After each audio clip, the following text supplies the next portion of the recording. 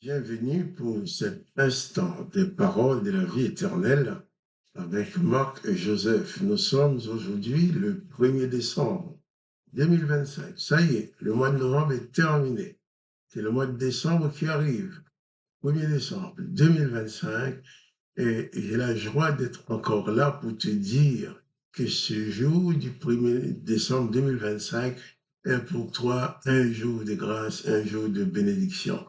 Parce que le Seigneur Jésus-Christ demeure dans ta vie. Jésus dit, je suis avec toi tous les jours jusqu'à la fin du monde. Quand Jésus est présent, bien, il est présent dans la plénitude de sa grâce. C'est pour dire que le fait que Jésus est présent en toi, la grâce de Dieu le Père, demeure en toi, demeure dans ta vie, et tu vis sous le régime de la grâce.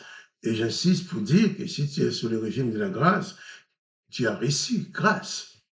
Eh bien, tu dois faire grâce aussi. Un jour de grâce pour toi et pour les autres.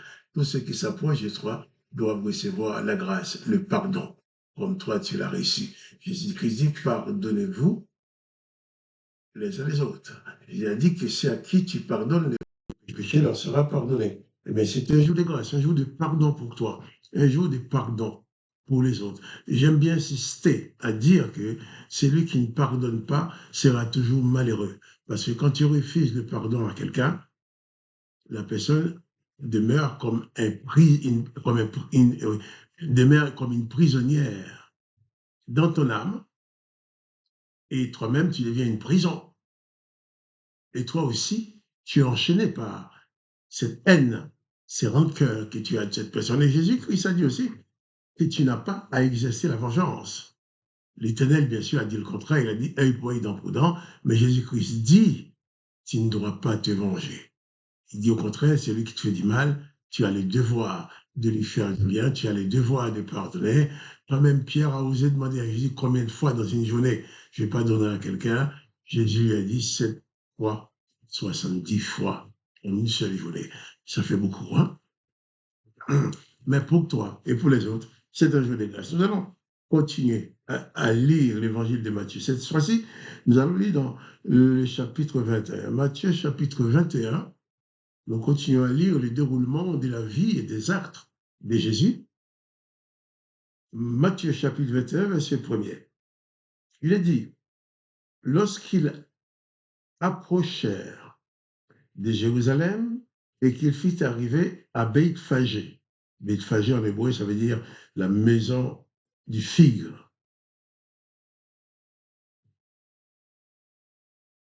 Je reprends la lecture. Lorsqu'ils approchèrent de Jérusalem et qu'ils furent arrivés à Bethphagée, vers la montagne des Oliviers, Jésus envoya 2 disciples en leur disant, allez au village qui est devant vous.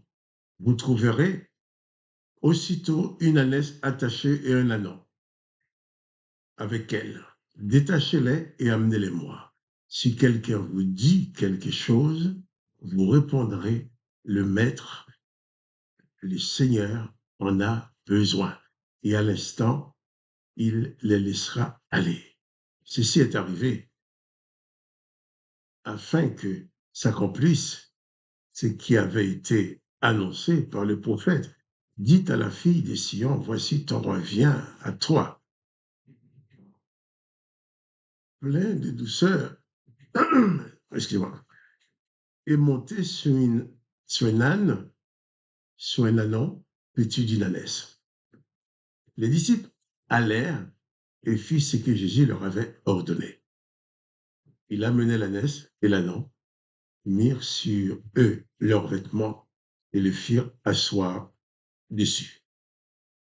Je vais m'arrêter là et nous allons continuer le restant du récit demain du voulant. Mais je dis par là, Jésus va à Jérusalem. Il arrive à Bethphagée. Il sait déjà comment les choses vont se dérouler. Jésus n'avait pas réservé une ânesse. Il n'avait pas réservé une âne. Mais il connaît certainement les cœurs du propriétaire de ces animaux. Il envoie ses disciples. Il a dit, écoutez, vous allez chercher ces animaux pour me les amener. Et si quelqu'un vous dit quelque chose, vous direz seulement que le Seigneur en a besoin. Les choses se sont passées exactement comme Jésus l'a dit. Jésus a prévu. Là-dedans, moi, ce que je trouve formidable dans ce texte, non seulement Jésus n'a pas envoyé chercher un beau cheval blanc, un beau cheval, symbole de sa victoire, pour entrer dans Jérusalem avec son épée, avec son armée. Jésus a envoyé chercher une ânesse avec un anon. Et c'est sur cet anon que Jésus va pouvoir entrer à Jérusalem. Mais un point important, le fait de dire à cette personne, le Seigneur en a besoin, tout simplement, il n'a rien dit d'autre. Il a laissé partir ses animaux avec les disciples. Et ça, vraiment, c'est important de comprendre que dans ta vie,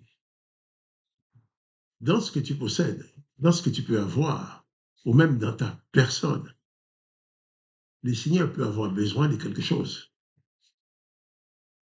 Est-ce que le fait qu'on ait dit seulement le Seigneur en a besoin, tu vas laisser aller? Je crois que le propriétaire de ces animaux savait que tout ce qu'il possédait appartenait au Seigneur.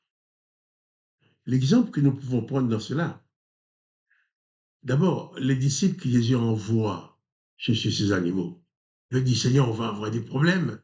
Le Seigneur dit, non, tu n'auras pas de problème, vous n'aurez pas de problème, allez-y, on va vous poser des questions, vous direz tout simplement, le Seigneur en a besoin. Et ces ânes, ces animaux, vont être au service du maître. Le maître va s'asseoir dessus pour manifester. Oui, il dirait sa gloire. Sa gloire assis sur un âne, c'est le contraire de la gloire de tous ceux qui arrivent sur leurs beaux chevaux, maintenant dans leur belle voiture. Mais Jésus, en toute humilité, a choisi d'entrer dans Jérusalem triomphalement, oui, sur un âne, sur le dos d'un petit âne. Dans tout ce que tu as dans ta vie, si le Seigneur a besoin de quelque chose, est-ce que tu seras prêt à laisser aller comme ça? Parce que c'est pour le service de Dieu. Je ne parle pas de tous ceux qui vont venir te démarcher pour prendre ton argent. Ils vont te démarcher en disant le nom de Jésus. Il dit qu'il prêche l'évangile, il sert Dieu. Avec ça, il a le droit de venir te prendre ton argent. Il a des droits de venir te dérober. Mais là, c'est vraiment quelque chose que le Seigneur a demandé. Le Seigneur leur a envoyé. Ils ont accompli la mission. Ils ont amené la bête. Les propriétés des bêtes les ont laissés partir avec. Parce qu'ils l'ont expliqué et le Seigneur Jésus en avait besoin. Toi, tu ne prenais non, moi non plus.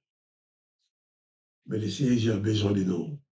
Le Seigneur Jésus a besoin de toi pour manifester sa gloire. Et je t'invite aussi, toi, à venir à Jésus-Christ, à t'attacher à lui. Et Jésus a besoin de toi. Si Jésus avait besoin d'un âne, d'une anon, ou d'une âne, ou son service, nous ne sommes pas des animaux. Nous sommes de ceux à qui Jésus a donné le pouvoir de devenir enfants de Dieu son Père. Jésus-Christ a besoin de toi. Confie ta vie à Jésus-Christ. Accepte que ta vie soit consacrée, soit mise au service de Jésus-Christ. Et de même, nous verrons que Jésus est monté sur cette ânesse, sur cet anon, pour entrer dans la ville. Jésus peut aussi demeurer, s'installer entre sur toi, pour manifester sa gloire. La gloire de Jésus-Christ peut se manifester sur toi, au travers de toi, si seulement tu réalises que le Seigneur a besoin de toi. Peut-être les autres te considèrent comme ignorant, te considèrent comme rien du tout. D'autres vont te considérer, diront, ce sont des ânes, ces gens-là. Les gens disent ça quelquefois. Mais que tu sois un âne, que tu sois de bonne croix, si le Maître, le Seigneur Jésus a besoin de toi, il t'invite à livrer ta vie au Seigneur Jésus.